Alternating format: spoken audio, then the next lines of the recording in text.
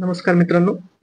आज आपण आजपासूनच आपण या सिरीजला सुरू करणार आहोत. या सिरीजची मी तुम्हाला थोडा ओव्हरव्ह्यू देऊ इच्छितो.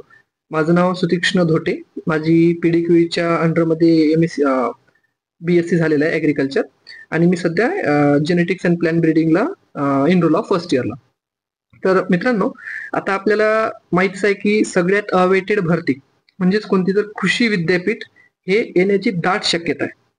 सोबतच आता जर आपलं 4th इयर झालेलं असेल किंवा 4th इयरच्या आपण लास्ट इयरला असेल तर MCAER ही परीक्षा सुद्धा आपल्या तोंडावर आता आलेलीच आहे.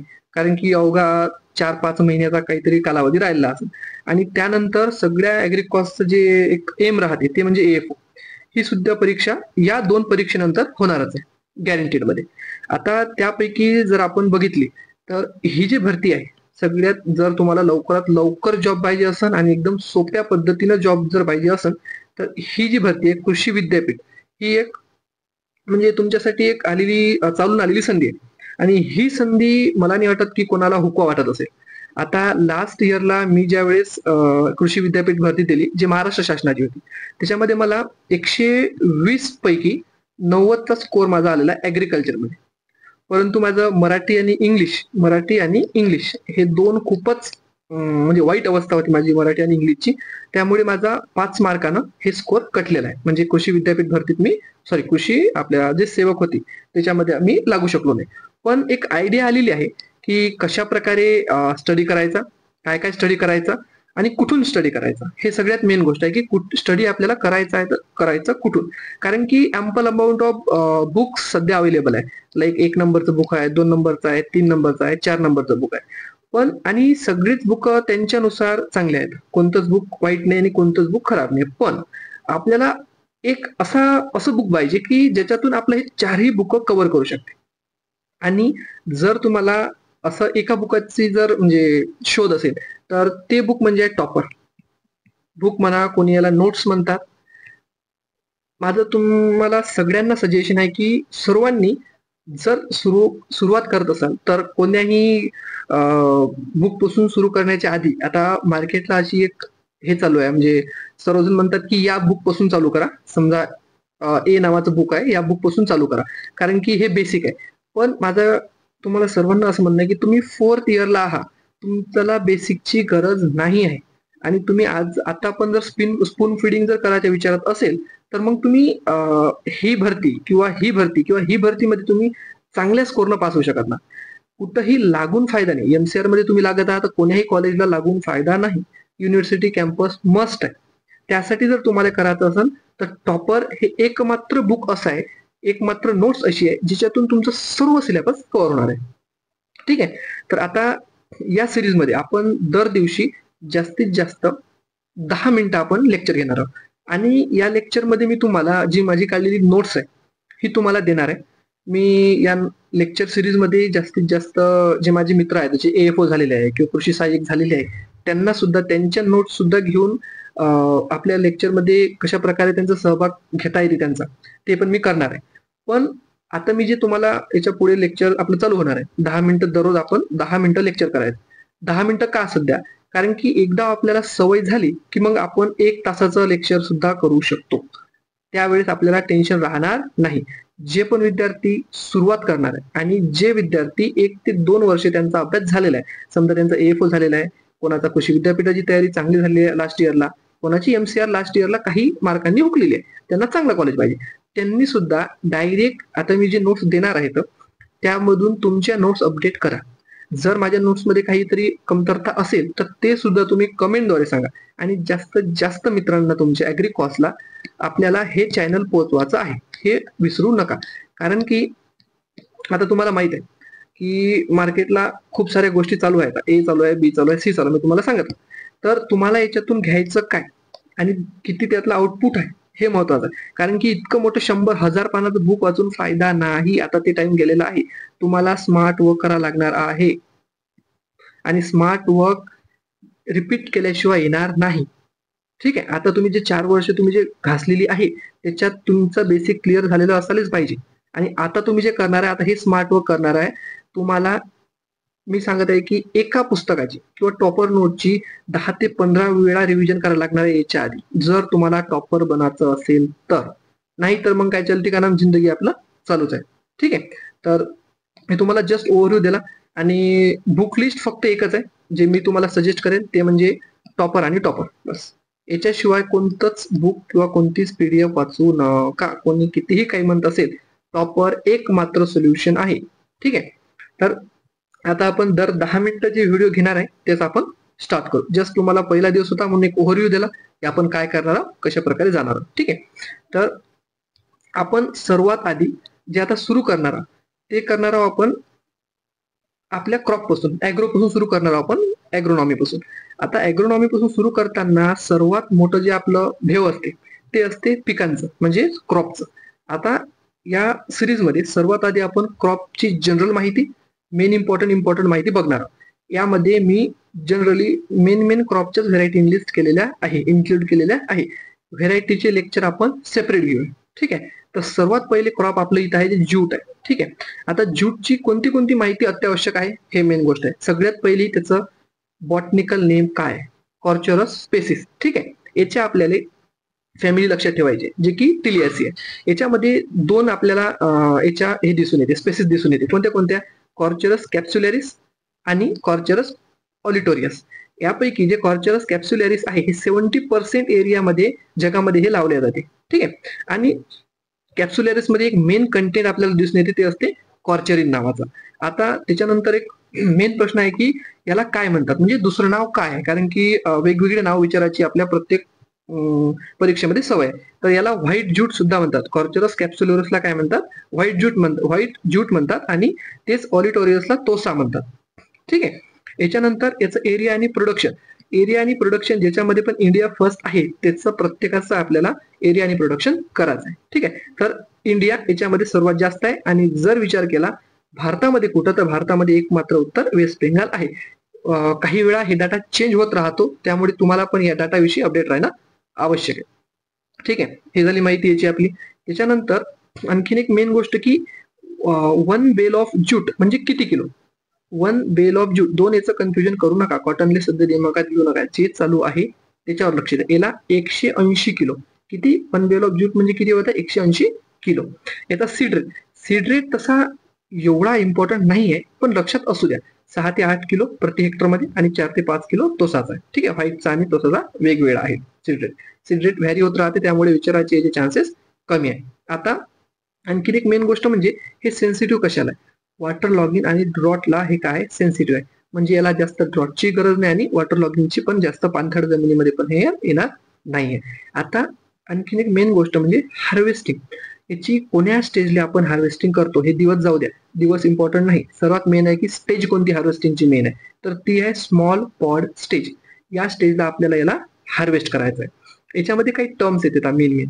तर रिबोनिंग म्हणजे काय, आता हे कुठं केलं जाते, हे इंडियामध्ये जनरली केल्या जात नाही, त्यामुळे हे इम्पॉर्टंट नाही. आपल्याला इम्पॉर्टंट आहे रेटिंग नावाची. रिबोनिंग मध्ये काय केलं जाते की peel out the raw bark from the green plant immediately after harvest. Harvest झाल्यास त्याची जी बार्क आहे, ग्रीन बार्क आहे, ती काढली जाते. त्या पद्धतीला काय म्हणतो आपण, रिबोनिंग म्हणतो. आणि भारतामध्ये जी गोष्ट केल्या जाते ते रेटिंग केल्या जाते. रेटिंग इम्पॉर्टंट टर्म आहे. ज्यूट मधलं सगळ्यात इम्पॉर्टंट जर कोणती व्याख्या असेल तर ते रेटिंगची व्याख्या आहे. याच्यामध्ये काय केलं जाते, ही मॅक्रोब्रियल प्रोसेस आहे. ठीक आहे, ही एरोबिक प्रोसेस आहे. एरोबिक आणि अनएरोबिक बॅक्टेरिया काय करतात आणि फंगाय लूजन द फायबरला लूज करायचं काम करतात, त्याला आपण रेटिंग म्हणतो. ठीक आहे, आणि याच्यासाठी टेम्परेचरची किती गरज असते, याला 34 डिग्री टेम्परेचरची आवश्यकता असते. रेटिंगला किती डिग्रीची आवश्यकता असते, 34 डिग्रीची आवश्यकता असते. आणि याला आणखीन गोल्डन फायबर सुद्धा म्हणतात, हे जनरली सर्वांना माहीत राहते. ठीक आहे, तर आपण ज्यूट मध्ये काय काय पाहिलं. सर्वात पहिले आपण पहिली गोष्ट पाहिली की ज्यूटचं काय बॉटनिकल नेम आहे, कॉर्च्युरस स्पेसिस. त्याच्यामध्ये 2 स्पेसिस येते, कोणते येते बरोबर आहे, कॅप्सुलरिस, आणि दुसरी कोणती येते, ऑलिटोरियस. आता टोसा कशाला म्हणतात, ऑलिटोरियसला म्हणतात. कॅप्सुलरिसला काय म्हणतात, कॅप्सुलरिसला व्हाईट ज्यूट म्हणतात. त्यानंतर 1 बेल ऑफ ज्यूट म्हणजे किती, 180 किलो. त्याच्यानंतर काय, हे सेन्सिटिव्ह कशाला आहे, ड्रॉट आणि वॉटर लॉगिंगला अत्यंत हे सेन्सिटिव्ह. हार्वेस्टिंग स्टेज कोणती आहे, स्मॉल पॉड स्टेज आहे, हार्वेस्टिंग आपल्या केले जाते. रिबोनिंग हे कुठं केले जाते, चायना आणि तायवान मध्ये केले जाते. त्यानंतर रेटिंग म्हणजे काय, हे मॅक्रोब्रियल प्रोसेस आहे. याच्याद्वारे आपण जे फायबर आहे ते लूज करायचं काम करतो आणि याला टेम्परेचरची किती गरज असते, 34 डिग्री टेम्परेचर असते. गोल्डन फायबर कशाला म्हणतात, हे एकदम कॉमन क्वेश्चन आहे आणि कधी कधी अंतिम वेळेला आपल्याला येत नाही. तर गोल्डन फायबर कशाला म्हणतो आपण, ज्यूटला गोल्डन फायबर म्हणत असतो. ठीक आहे, हे पहिलं क्रॉप आपलं. ठीक आहे, आपण रिव्हिजन करणार आहोत, रिव्हिजन क्लासच्या शेवटी आपण करणार आहोत, पण भूलू नका. दुसरं क्रॉप कोणतं मेन आहे आपलं, कॉटन आहे. कॉटन दुसरा क्रॉप येणार आहे आपलं. आता कॉटन मध्ये जे मेन गोष्ट आहे की याचं ओरिजिन कुठे आहे, इंडिया. पहिली गोष्ट इंडिया याचा ओरिजिन आहे. दुसरी गोष्ट याचं नाव काय, गॉसिपम स्पेसिस. गॉसिपम स्पेसिस पण हे तुम्हाला विचारणार नाही. तुम्हाला विचारू काय शकते, तुम्हाला विचारू शकते तर की किंग ऑफ अप्रायसल फायबर काय आहे. कारण की किंग ऑफ व्हाईट गोल्ड सर्वांना माहित आहे. गोल्डन फायबर ज्यूट झालं, व्हाईट गोल्ड कॉटन आहे. कॉटन कुठं लावले जाते, सगळे कोणत्या जमिनीत लावले जाते, कॉमन क्वेश्चन आहे. पण किंग ऑफ अप्रायसल फायबर कोणाला म्हणतात, तर कॉटनला म्हणतात. ऑइल कंटेंट किती आहे, 15 ते 25 आहे. त्याच्यानंतर एरिया आणि प्रोडक्शनचा जर विचार केला तर सर्वात जास्त एरिया भारतामध्ये असून सर्वात जास्त प्रोडक्शन आपल्याला चायनामध्ये दिसते. कॉटन चायना, प्रोडक्शन कुठं आहे, चायना. इथं आपण बरोबर गणतो, पण इथं आपण गणतो प्रोडक्शन कुठं आहे, तर चायनामध्ये याचं प्रोडक्शन आहे जास्त.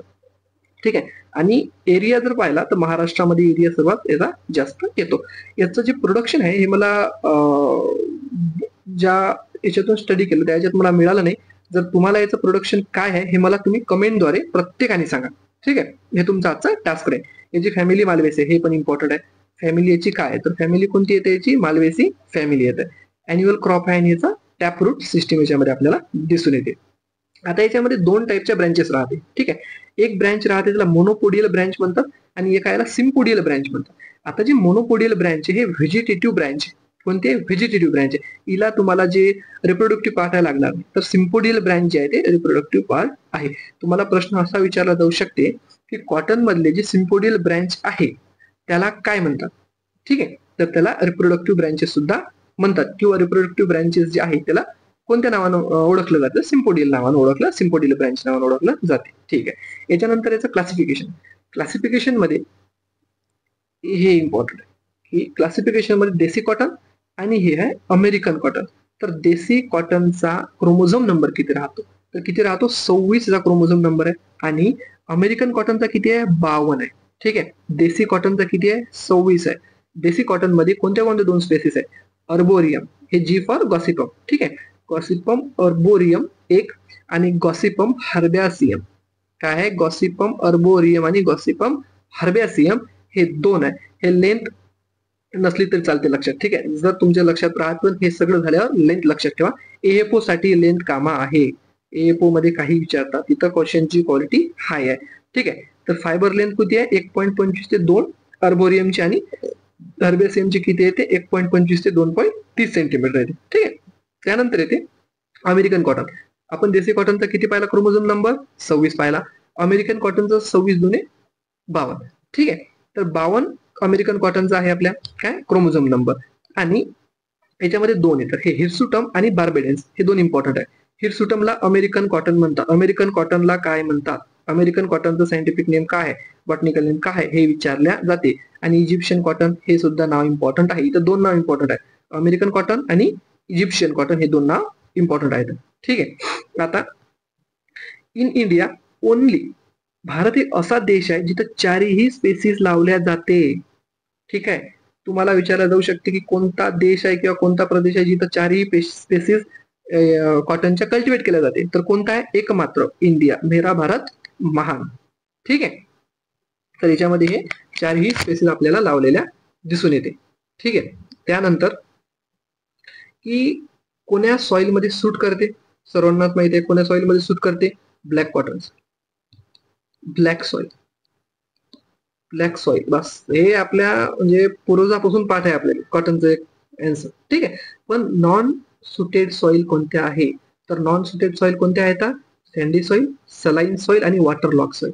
हे नॉन सुटेबल सॉइल आहे, कशाचे, कॉटनसाठी. ठीक आहे, टेम्परेचर नसलं चालते लक्षात तुमच्या, काही विषय. त्याच्यानंतर याच्यात काही व्हेरायटी आहेत. मी तुम्हाला म्हटलं होतं की इम्पॉर्टंट व्हेरायटी आपण नंतर घेणारच आहोत, पण हे व्हेरायटी मला वाटलं की जे बाकी व्हेरायटी आपण युनिव्हर्सिटी वाईज जाणार आहोत. समजा पीकेवीची जर पीडीकेवीची जर आपली कृषी विद्यापीठची भरती असेल तर आपण त्याच्या पाहू. जर व्हीएन केबीची असेल तर त्याची पाहू, बीएस केबीची असेल तर त्याची पाहू, एमपी केबीची असेल तर त्याच्या व्हेरायटी पाहू. पण इथं आपल्याला जे वर्ल्ड फेमस व्हेरायटी आहेत हे बघूया आपण. ठीक आहे. तर आता त्याच्यामध्ये सगळ्यात पहिले अर्बोरियमची व्हेरायटी कोणती आहे? लोहित आणि विरणा. लोहित आणि विरणा या नावाच्या हे व्हेरायटी आहेत. ठीक आहे.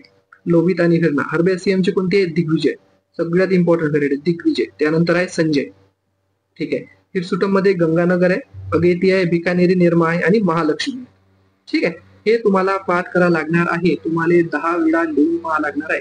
पुस्तकामध्ये 10 वेळा लिहा. महालक्ष्मी. महालक्ष्मी. महालक्ष्मी कोणाची आहे? हिरसुटमची आहे. महालक्ष्मी कोणाची आहे? हिरसुटमची आहे. महालक्ष्मी कोणाची आहे? हिरसुटमची आहे. हे केल्याशिवाय हे लक्षात राहणार नाही. याचे सिनॉनिम्स बनवा, याचे तुम्ही निमॉनिक्स बनवा. ठीक आहे. निमॉनिक्स बनवा. तुम्हाला गंगा, आता इथं काही म्हणू शकता, गंगा, अगेती, बिकानेर, काय बनवता येईल ते बनवा. ठीक आहे. त्यानंतर बार्बाडेन्सची व्हेरायटी. बार्बाडेन्सची व्हेरायटी कोणती येते? सुविन आणि सुजात. सुजाता पण एक इम्पॉर्टंट व्हेरायटी आपल्याला दिसून येते. ठीक आहे. कारण की सुजाता हे काय आहे? सुजाता व्हेरायटी इम्पॉर्टंट काय? कारण की Sujata important first spinning variety of Egyptian release in India. त्यामुळे हे इम्पॉर्टंट आहे. फर्स्ट व्हेरायटी जी रिलीज झाली भारतामध्ये स्पिनिंग साठी. ओके. त्यानंतर MCU4 मार्वल आटोलं. Extra long staple variety of hirsutum. Extra long staple variety of हिरसुटमची आपल्याला दिसून येते. त्यानंतर येते त्यानंतर काय येते? आता हायब्रिड व्हेरायटी. हायब्रिड व्हेरायटीज मध्ये सगळ्यात मेन व्हेरायटी येते H4 चं तुम्हाला सर्व गोष्टी माहित पाहिजे की फर्स्ट हायब्रिड कॉटन आहे. त्यानंतर कोणाचा क्रॉस केल्यावर हे जन्माला आलता? G67 आणि अमेरिकन कॉटन. G67 आणि अमेरिकन कॉटन, अमेरिकन नेक्टरलेस या दोघांचा जेव्हा क्रॉस केला तेव्हा H4 डेव्हलप झाला. कोणा डेव्हलप केलं? सीटी पटेल. आपल्या एएफओ मध्ये हे येऊ शकते तुम्हाला की कुठं डेव्हलप केलता? GAU Surat 1970. GAU Surat 1970 develop झालेला आहे. आणि आणखी सगळ्यात इम्पॉर्टंट क्वेश्चन कॉटन मधला मी म्हणेन की हे इंट्रा स्पेसिफिक आहे. काय आहे? इंट्रा स्पेसिफिक आहे. ठीक आहे. आणि जी वरलक्ष्मी आपली व्हेरायटी आहे, वरलक्ष्मी, तर वरलक्ष्मी हे काय आहे? इंटर आहे. वरलक्ष्मी इंटर आहे. हे फर्स्ट तर आहेच. फर्स्ट तुम्हाला नाही विचारणार कोणी, पण इंटर का इंट्रा हे तुम्हाला विचारणार आहे. आणि सोबतच हिरसुटम आणि बार्बाडेन्सचा जेव्हा क्रॉस केला आपण त्यावेळेस आपल्याला ही व्हेरायटी भेटलेली आहे. हिरसुटम आणि बार्बाडेन्स. आणि कुठं? US धारवाड कर्नाटकाला बनलेला आहे. ठीक आहे. कर्नाटकाला बनलेला आपल्याला दिसून येते. कोणती? वरलक्ष्मी. त्याच्यानंतर काही व्हेरायटी आहेत जे मारू विकास राजस्थान याचे 16 व्हेरायटी आहे. काय इम्पॉर्टंट आहे? कारण की first hybrid variety in Rajasthan आहे. ठीक आहे. महाराष्ट्रात कधी काय एवढं आपल्याला इम्पॉर्टंट याच्यात दिसत नाही. ठीक आहे. नंतर सविता आणि सूर्या इंटरस्पेसिफिक हायब्रिड. त्यानंतर एक धनलक्ष्मी राहू दे की धनलक्ष्मी व्हेरायटी कोण्या क्रॉपशी निगडीत आहे? तर कोण्या क्रॉपशी निगडीत आहे? धनलक्ष्मी व्हेरायटी आहे आपल्या कॉटन संबंधी निगडीत आहे. ठीक आहे. त्यानंतर आता हे आपली शेवटची स्लाइड घेऊया आपण, कारण की मी आणले होते 4-5 क्रॉप, पण ठीक आहे. तर त्यानंतर आपण बीटी पाहू. तर बीटी काय आहे? बॅसिलस थुरिन्जिनेसिस कधी डेव्हलप झाली? काय आहे? कसं आहे? कुठं आहे? 4th इयर पर्यंत तुम्ही शिकलेले आहे. त्याच्यात आता विषय नाही. इम्पॉर्टंट काय काय आहे हे जाणून घ्या. रिव्हिजन लेक्चर म्हणून या लेक्चरला घ्या. कोण केलं? तर मॉन्सेंटो कंपनीने केलं. कुठून? USA ची कंपनी होती. कल्टिवेट का झालं? 1996 ले. डेव्हलप 1987 ले. कल्टिवेट 1996 ले. पण भारतामध्ये केव्हा आली? भारतामध्ये येता येईल 2002 उजाळला. ठीक आहे. आता याच्यामध्ये काय खासियत आहे? अशी काय खासियत आहे की जे आपण बीटी घ्या म्हणतो? कारण की हे कुठं अटॅक करते? त्याच्या इन्सेक्ट डायजेस्टिव्ह सिस्टीम. हे वर्ड इम्पॉर्टंट आहे. डायरेक्ट प्रश्न येते. बीटी कुठं अटॅक करते? त्याच्या रिप्रोडक्टिव्ह सिस्टीमवर अटॅक करते, त्याच्या इसोफॅगसवर अटॅक करते, माउथवर अटॅक करते, हार्टवर अटॅक करते. तर कुठं करते? डायजेस्टिव्ह सिस्टीमवर अटॅक करते. आणि बीटी मध्ये काय आहे? क्राय1 AC जीन आहे. सगळ्यात इम्पॉर्टंट याचा. आणि त्याच्यानंतर आहे मस्टर्ड. पुढे आपण घेणारच. मस्टर्ड मध्ये काय आहे? धारवाड आहे, काय आहे? बांदेर मस्तर आहे. हे आपल्याला इम्पॉर्टंट आहे. हे दोन इम्पॉर्टंट. ठीक आहे. त्याच्यानंतर मग बोलगार्ड 1 बनवले गेली. तर बोलगार्ड 1 कोण बनवली? महिको आणि मॉन्सेंटो. हे असं येऊ शकते तुम्हाला. आता तुम्हाला मॉन्सेंटो माहिती आहे बीटी बनवलेली आहे. तर आपण इथं कन्फ्युज होऊ शकतो की बोलगार्ड मध्ये सुद्धा मॉन्सेंटोच आहे किंवा महिकोच आहे. नाही. कोण बनवली? महिको आणि मॉन्सेंटोनं दोघांना मिळून बनवली. याच्यामध्ये जीन कोणता आहे? तर क्राय1 AC नावाचा याच्यामध्ये आपल्याला जीन दिसून येतो. त्याच्यानंतर आहे बोलगार्ड 2. 2006 बनल्या गेले बोलगार्ड 2. आणि यालाच म्हणले जाते की second generation of BT cotton कुठून चालू झाली, तर ते कुठून चालू झाली, बोलघाट 2 पासून झाली. Second generation of BT cotton Bollgard 2 पासून सुरू झाली. याच्यामध्ये जीन कोणता आहे, क्राय 1 AC आणि क्राय 2 AB. क्राय 2 AB, इथं AC आहे, इथं AB आहे, लक्षात ठेवा, कन्फ्युज होऊ नका, शेवटी 2 मार्काचा सवाल असते. ठीक आहे. त्याच्यानंतर आहे की याच्यात एक रेफ्युजिया स्ट्रॅटेजी दिली आहे. हे कृषी विद्यापीठ आणि MCR तर नाही विचारणार, परंतु AFO हे विचारू शकते. याच्यामध्ये काय केलं जाते की आपला हे एरिया आहे, आता हे 100% एरिया आहे. आता या 100% एरिया मधला काय केलं जाते, जे 20% एरिया आहे हे कशासाठी ठेवला जाते की नॉन बीटी कॉटन साठी राखीव ठेवला जाते. का राखीव ठेवला जाते, कारण की this is prevent resistance to bollworm against the BT cotton. कारण की आपल्याला बोलवॉर्मला जे आहे, बोलवॉर्म काय असते, आता सेम आपण जर व्हेरायटी वापरत गेलो, समजा इथे बीटी 2 वर्ष झाले, 4 वर्ष झाले, 5 वर्ष झाले, तेच लावून, तर जे आपले बोलवॉर्म आहेत, बोलवॉर्म हे काय करू शकते, बोलवॉर्म याचं रेजिस्टंट डेव्हलप करू शकते बीटी कॉटनचं त्याच्यामध्ये स्वतःमध्ये. त्यामुळे आपल्याला हे 20% जमीन आपल्याला नॉन बीटी साठी वापरायची आहे. पण आता हे टेक्निकली कोणी वापरत नाही, ते वेगळा विषय. पण त्या गोष्टीला काय म्हणते, आपण 20% जमीन आपण नॉन बीटी कॉटन साठी ठेवतो आणि बाकी जमीन आपण बीटी कॉटन लावतो. तर कशासाठी, कारण की रेजिस्टन्स त्यांच्यामध्ये डेव्हलप नाही व्हावं म्हणून बोलवॉर्म मध्ये. यालाच म्हणतात रेफ्युजिया स्ट्रॅटेजी आपण म्हणतो. ठीक आहे. याच्यानंतर आपल्याला शुगर केन आहे, बाकी खूप सारे क्रॉप आहेत, हे आता आपण नंतर बघूया. ठीक आहे. तर आजच्यासाठी एवढंच. आता आपण जे पण आता लगेच म्हटलं मी की आजच्यासाठी एवढंच, की जे पण गेले असेल त्यांच्यासाठी एकदा सांगतो की जायचं नाही, कारण की आपण जे वाचलं हे आठवण्याचा प्रयत्न करा की आपण काय काय केलं. की आपण सगळ्यात पहिले आपण ज्यूट पाहिलं. ज्यूटमध्ये काय काय पाहिलं, आपण ज्यूटमध्ये त्याचं नाव पाहिलं, काहीतरी त्याचं नाव होतं, कॉर्चरस नाव होतं. त्यानंतर आपण काय पाहिलं की त्याच्यामध्ये 2 प्रकारचे स्पेसिस पाहिले आपण, एक कॅप्सुलरिस नावाची, ज्याला काय म्हणतात की व्हाईट ज्यूट म्हणतात, एक पाहिले की आपण ऑडिटोरियस आहे, त्याचं काय टोसा म्हणतो. त्यानंतर आणखीन काय आठवलं की एरिया प्रोडक्शन सर्वात जास्त कुठं आहे, इंडियामध्ये. ठीक आहे. आणि भारतामध्ये कुठं म्हणलं तर वेस्ट बेंगालमध्ये. त्यानंतर 1 बेल पाहिला आपण किती, 180 किलो. त्यानंतर सीड रेट आपण मी म्हणलं होते कामानी, पण लक्षात असू द्या. त्यानंतर हे कसं आहे की ड्रॉट आणि वॉटर लॉगिंगला सेन्सिटिव्ह आहे. हार्वेस्टिंग केव्हा केली जाते, स्मॉल पॉट स्टेजला केली जाते. रिबॉर्निंग म्हणजे काय असते, रेटिंग म्हणजे काय असते, इंडियामध्ये काय केलं जाते, रेटिंग केलं जाते. रेटिंग काय आहे, मॅक्रोबियल प्रोसेस आहे. टेम्परेचर किती लागते, 34 डिग्री लागते. ठीक आहे. त्यानंतर आपण काय पाहिलं, त्यानंतर आपण पाहिलं होतं की कॉटन पाहिलं, कॉटनचं नाव पाहिलं. कॉटनमध्ये मेन काय आहे, ते किंग ऑफ अप्रेसल फायबर आहे. ऑइल कंटेंट किती आहे, 15 ते 25% आहे. सर्वात जास्त प्रोडक्शन चायनामध्ये आहे, इंडियामध्ये नाही. इंडिया नका करू, चायनामध्ये प्रोडक्शन आहे. एरिया कुठे, इंडियामध्ये आहे. चुकलं असेल तर मला सांगा कमेंटद्वारे, मी चेंज करतो. फॅमिली कोणती आहे, मालवेसी आहे. त्यानंतर पाहायला लागतील 2 प्रकारचे ब्रांचेस आहे, मोनोपोडियल आहे, सिम्पोडियल आहे. कशासाठी मोनोपोडियल, बरोबर आहे, हा व्हेजिटेटिव्ह साठी. सिम्पोडियल रिप्रोडक्टिव्ह साठी. त्यानंतर क्लासिफिकेशन पाहिलं आपण, क्लासिफिकेशन देशी पाहिलं आणि विदेशी पाहिलं. देशी किती, 26, विदेशी किती, 52. आणि विदेशीच इम्पॉर्टंट आहे, कारण की हिरसुटमचं नाव काय, अमेरिकन कॉटन आहे, जे की क्वेश्चन विचारलं जाते. आणि बार्बाडेन्सचं नाव काय आहे, इजिप्शियन कॉटन आहे. 4ही स्पेसिस लावणार एकमेव देश कोणता आहे, तर भारत आहे. त्यानंतर आपण पाहिलं की त्याच्या व्हेरायटी पाहिल्या. व्हेरायटीमध्ये सगळ्यात मेन व्हेरायटी कोणती सांगितली मी तुम्हाला, सुजाता. काऊन आहे, कारण की फर्स्ट स्पिनिंग व्हेरायटी इजिप्शियनची आहे. MCU5 आहे हायब्रिड व्हेरायटी. H4 आहे. H4 काय आहे, इंट्रा आहे. मग इंटर कोण आहे, वरलक्ष्मी आहे. ठीक आहे. त्यानंतर आपण पाहिलं की धनलक्ष्मी पण आहे, मारू पण आहे. त्यानंतर आपण सगळ्यात शेवट काय पाहिलं की बीटी कॉटन. बीटी कॉटन केव्हा आलं, 87 आलं. भारतात केव्हा आणलं, 2002 आलं. वा. कल्टिवेट 1996 केलं. कोण बनवलं, मॉन्सेंटो, USA मध्ये होतं. मग बीटी मध्ये अशी काय खासियत आहे, कारण की डायरेक्ट डायजेस्टिव्ह सिस्टीम मध्ये जाऊन लार्वाच्या डायजेस्टिव्ह सिस्टीम मध्ये जाऊन अटॅक करते. कोणतं जीन आहे, क्राय1 AC जीन आहे. नंतर बोलवाड 1 आलं, नंतर बोलवाड 2 आलं. बोलवाड 2 केव्हा आलं, 2006 मध्ये आलं.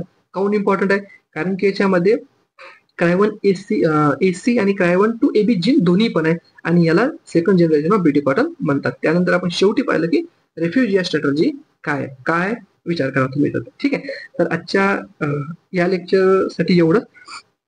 जास्तीत जास्त ऍग्रिकॉस मुलांना आपलं चॅनल शेअर करा, आणि फास्ट मध्ये रिव्हिजन साठी उद्यापासून 6 वाजता आपण लेक्चर अपलोड करत जाऊ. सर्वांनी जुळत जा आपल्यासोबत. ठीक आहे. चला, थँक्यू या लेक्चरसाठी.